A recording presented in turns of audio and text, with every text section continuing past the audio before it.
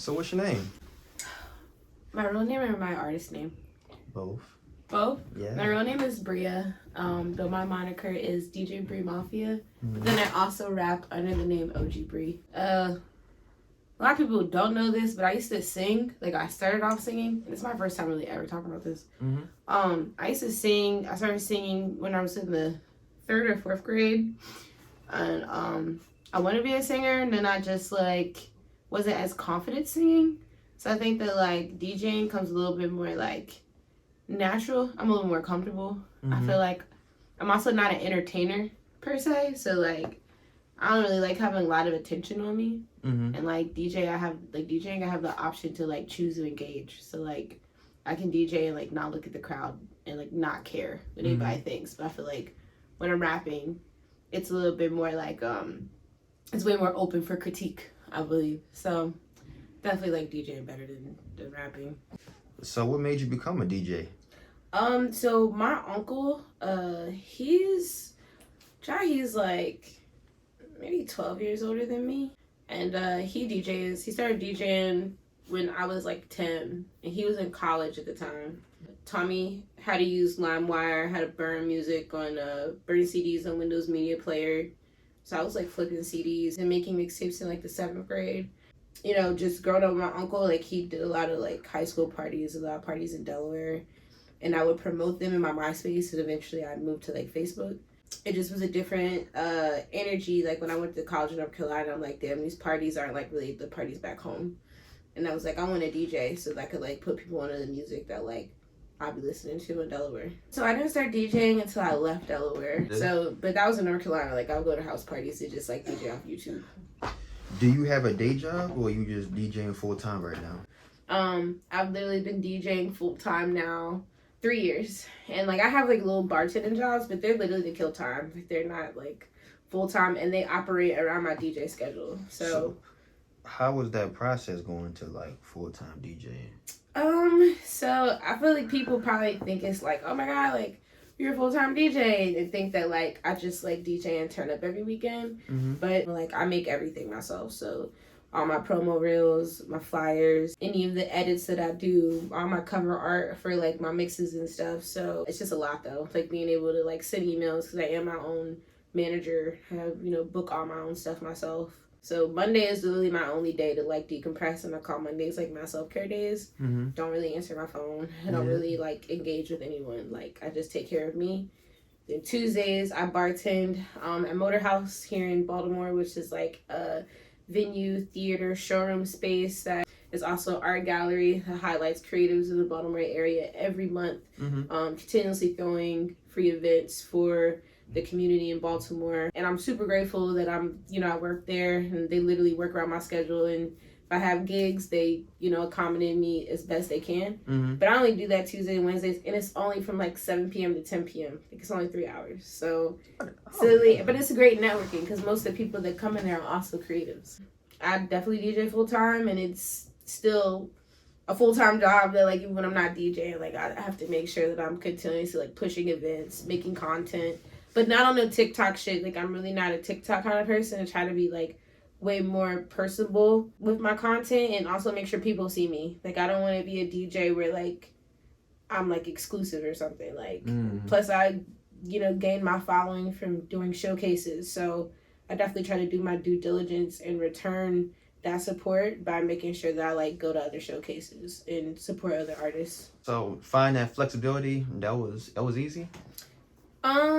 Yeah, I think it's easy when you have like a team around you, or like not even just a team, or just like a village. Like living with I live with Mark and Trilla, who are also 2 other creatives, and we do a lot of things that kind of like align with each other. So it's like when you're surrounded by people who are kind of like on the same vibration, y'all are doing like the same creative niche, like creative wave, it's really easy to kind of navigate that. Like every day I'm inspired, you know what I'm saying? So super easy to navigate, way better than when I lived alone. Like I feel like my discipline wasn't as obedient as it is now. What advice would you give to someone who doesn't really know too much about marketing themselves, like any artist or a DJ, someone who's in the industry? Some people think like really big and like, oh, I want a large following. Me, I really have like, I would rather have like a local following. I'd rather have a more community based following versus worrying about the whole world to know. Like, instead of worrying about the whole world knowing me, I would like the people in my community to know more about me. You know, I'd rather be like a local hometown legend than like a superstar. So I think that like the only advice I would give is just, you know, understand the following that you want and make sure the following is a reflection of you, you know. So like I think like a lot of people also don't correlate that like my name, DJ BriMafia, it stemmed from a group of friends that I had in college that I'm still friends with to this day. And, you know, together we were the mafia. So I'm BriMafia. Like I'm an extension of other people. So I'm not Bri without the mafia. Like I'm not Bri without community. I'm not Bri without village or the people around me. So I just try to take pride in really like giving back and making sure that I'm creating spaces that we need and spaces that are meaningful and useful and resourceful. Just having 10 people support you is like more than enough. So what's success to you, and have you reached it? I would definitely say that I have definitely reached success now. You know, just me being 30 years old, my living situation, I'm able to live with my closest friends. We're able to really be in family, like built homes based off of like us just, you know, being a creative team of people that can work together in order to like survive for real. You know, I'm able to travel, I'm able to do the things that I enjoy doing and still live comfortably. So I feel like that's success. And then of course I have other goals, you know, throughout the year. Like you know, I eventually want like a venue. Like I'm grateful. So I feel like this is definitely success. Having people that support me, one, having community, having family, having friends, you know what I'm saying? So I really have I have more than what I could ask for, and I'm grateful. So Cypher Click, what comes to mind? Oh, Dover, Delaware, hometown. Day one, homies. Crazy. So I brought up the singing thing. I originally started off with Cypher Click as one of their background vocalists and just doing like hooks and choruses on some of their songs. I actually recorded their official tag, and this was back when I was in the 9th grade. So I was in the studio with them for a little bit. Then I just wasn't, like I said, I just wasn't as confident and comfortable singing. And then when I got to college and they saw that like I really started doing the DJ thing, they asked me to be the official DJ, and I'm like, absolutely. Like I started with y'all, you know what I'm saying? So I'm so proud of them. They've done so many things, you know, had the opportunity to open up for Mac Miller when he was still here. What? And yeah, performed at Firefly in Delaware, Dover Festival. And we've done a lot. Opened up for Eric B. and Rakim, Ja Rule. How was that? Every show I've ever done with them has been just like super organic, like love. You know, they have that very authentic, raw kind of like style of rapping. Yeah. Like, you know, that it's really synonymous, I would say, with just like really old New York rap, but it has like a touch of like us still, you know, being from Delaware. Yeah. So every show they've ever done, like they do a great job of booking shows with artists that like align with their music. Like I feel like the crowd is always receptive to them as like openers for anyone, for real. So I love them. They're great. So was there any experiences that stuck out to you? Was there any stories? With Cypher Click? Or just Cypher Click and meeting all these different artists. Oh shit. Well, like most of the time, like with I'm usually not one of those people like, oh my god, like I gotta take a picture with such and such, like I gotta meet such and such. Like I just be grateful to share space, so like that'd be enough for me. But like I had to, when we opened up for Ja Rule, his DJ needed like my cord or something. Like he made it like forgot a cord, so like I had to stay. Like normally I'll leave and like Cyberclick will take pictures, like, but I'm really not the type to like sit there and take pictures.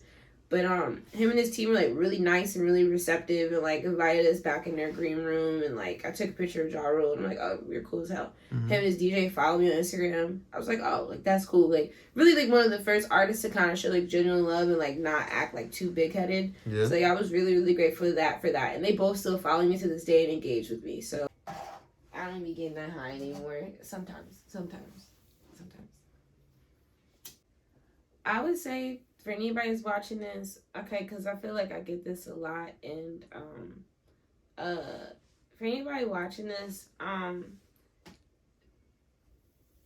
be mindful of people, like in your interactions and your exchanges, and in order to receive support, you have to give support. And just for me as a DJ, because like I wouldn't be the DJ that I was if I didn't support other artists. A lot of people will want to take and then like don't really give the energy to even receive that back. So but yeah, just think people just have to be a little bit more mindful off of those first exchanges and genuinely supporting other people. Like it literally takes a village. My grandma, which is my grandmother in North Carolina, she found out she had cancer, and then my mom had lost her job, and this was all while I was in Texas for spring break.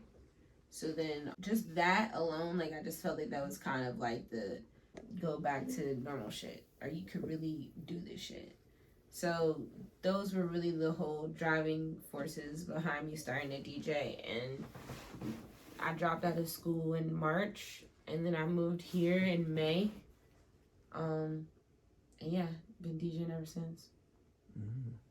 2023 has been so fun. And yeah, that's it for real. All right, well, this is life story. I want to thank you. Thank you so much for having me.